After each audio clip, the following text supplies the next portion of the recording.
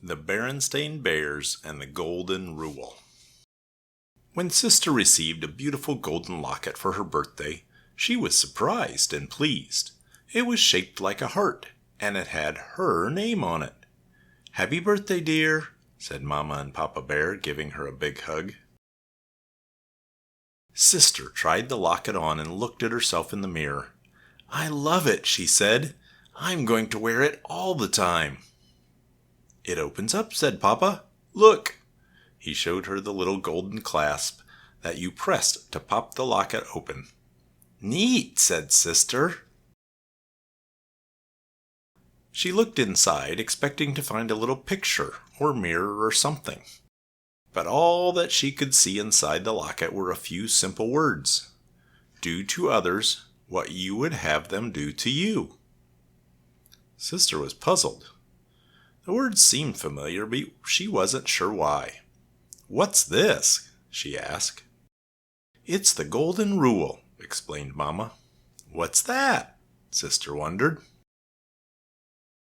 Mama's eyes widened. "The Golden Rule is one of the most important rules there is," she explained. "That's why we have always had it hanging up on the wall of our living room." She pointed to the framed sampler above their mantelpiece. Sister gazed up at it in amazement. She had seen that sampler every day of her life.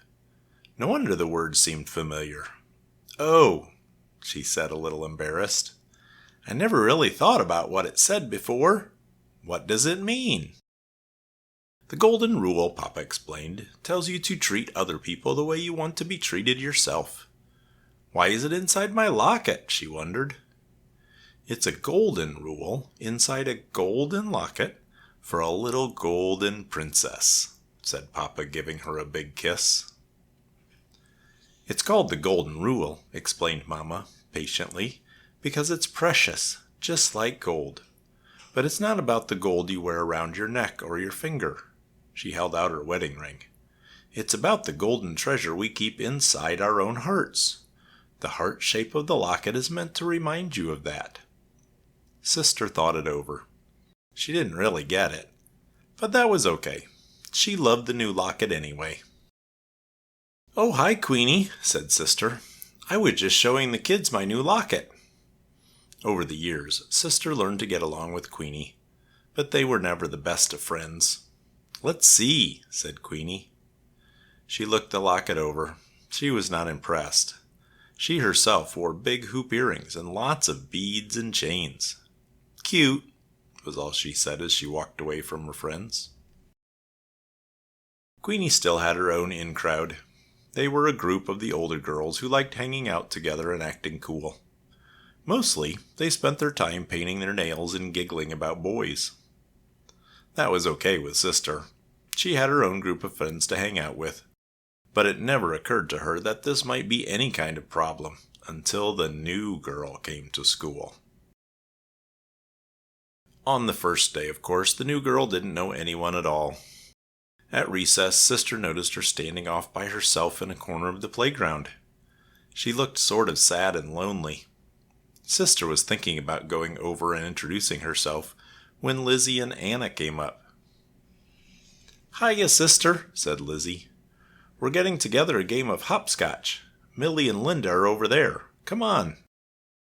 Sister began to follow them, but she paused and glanced back to where the new girl was standing all by herself. The new girl looked lonelier than ever. "Wait a minute," said Sister. "What about that new girl? What's her name, the one over there? Maybe we should invite her to join in. She looks pretty lost and lonely."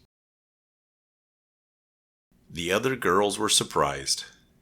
"Susie Whoosy Face?" said Lizzie doubtfully. "She has weird clothes," says Anna. "And those corny pigtails," said Lizzie. "Not to mention those clunky glasses and braces," added Anna.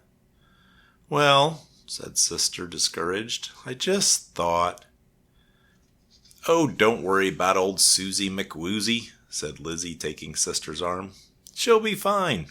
She'll find some other cubs to play with. Cubs more her type. Come on."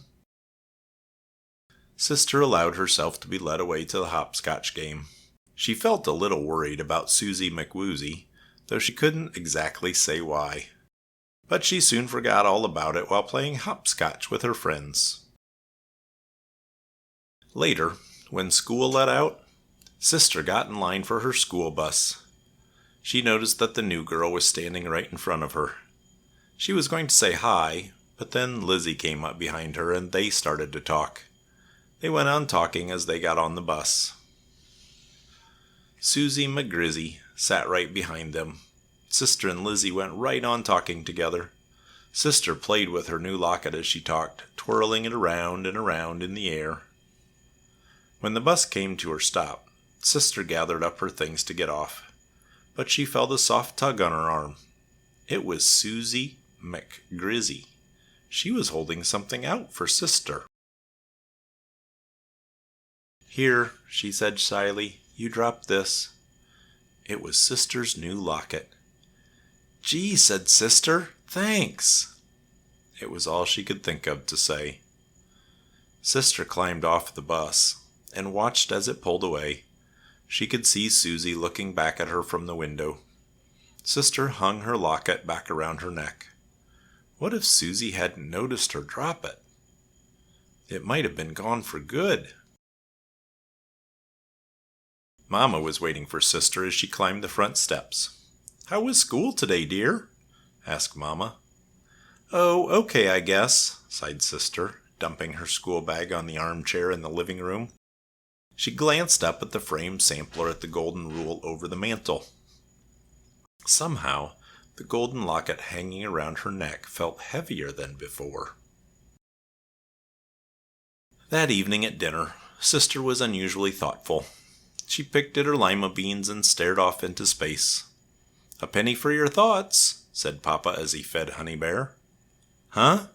said Sister, looking up. "Oh, I was just thinking about that golden rule inside my locket," she explained. "I don't really get it. What's it supposed to mean?" "Well," began Mama, "let me give you an example. Do you remember that trouble you had when Queenie first moved to town?" Sister perked up and paid attention. She remembered it all too well. "Do you remember how Queenie started an in crowd but kept you out and made fun of your clothes and hair bow?" Mama asked. "Do you remember how badly you felt?" Boy, did she ever. Sister started to feel hurt just thinking about it. Her lower lip began to quiver and a tear came to her eye. "All the golden rule is saying," Papa continued, "is that you shouldn't turn around and do that same sort of thing to someone else." He paused to scrape some mashed potatoes off Honey's chin.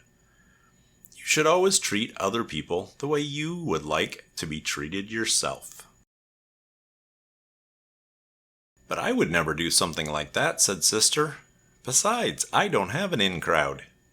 "Oh no," said Brother, who had been taking all this in. "What about Lizzie and Anna and Millie and Linda? You play with them all the time. But I never see you asking anyone else to join in." "That's different," protested Sister angrily. "I'm just playing with my friends. We're not trying to keep anybody out." "Of course not, dear," soothed Mama.